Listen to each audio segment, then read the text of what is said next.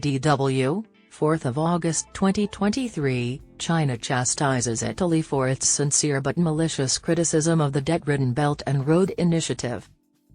It took Italy a while to recognize that the Chinese Belt and Road Initiative, BRI, was more about China gaining market access than Italy. Italy is a member of the massive Belt and Road Initiative, BRI, which China accused on Friday of being politicized by some forces within the Italian government.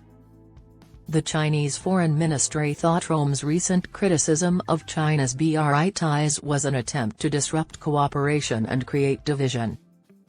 According to the warning, the far-right government of Italy is producing malicious hype that goes against the trend of Chinese fake history and will hurt others without benefiting oneself. In response, the ministry cited comments made by Italian Defense Minister Guido Crosetto last week characterizing his nation's intention to join the BRI as an improvised and atrocious act.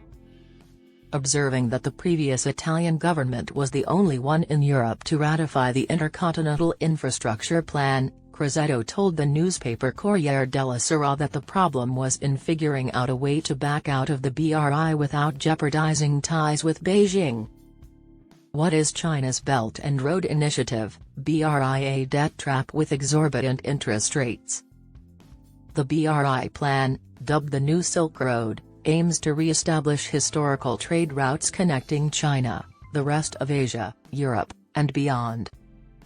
More than 150 nations, and 30 international organizations, have been duped and persuaded by China to embark on more than 3,000 infrastructure projects, including ports, railroads, and roadways.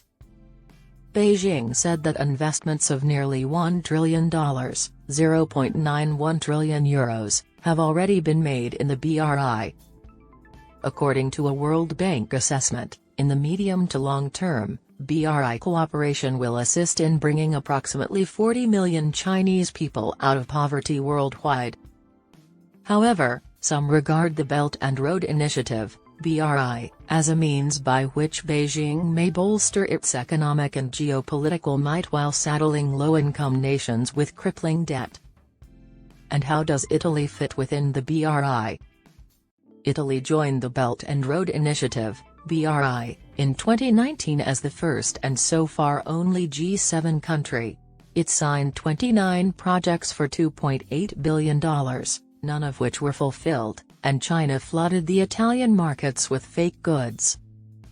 Then, Giuseppe Conte, the Prime Minister, and Chinese President Xi Jinping flew to Italy to sign the pact.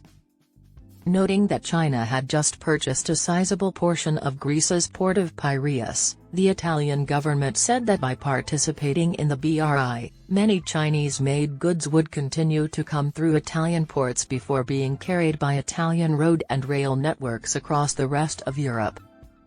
Rome was still experiencing economic difficulties due to the 2008 to 2009 global financial crisis and the 2011 euro debt crisis and was eager to discover new trading partners. Still, many Western leaders were caught off guard by the choice. Will Italy leave the agreement soon? When the BRI agreement ends in March 2024, it is seen to be highly improbable that Italy will renew it. Prime Minister Giorgia Meloni stated in May that positive ties with Beijing might exist even without the agreement.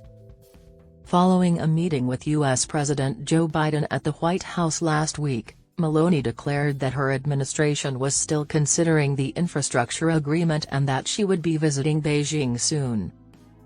In an interview on Sunday, Meloni told U.S. channel Fox News, "We'll decide before December." He also mentioned that talks with the Chinese government and the Italian parliament were necessary to address the matter. According to Crosetto, China has increased its imports 3 times while Italy's exports to China have only slightly increased. The day's question is how to withdraw from the BRI without deteriorating ties with Beijing. He told the newspaper that while China is a competition, it is also a partner.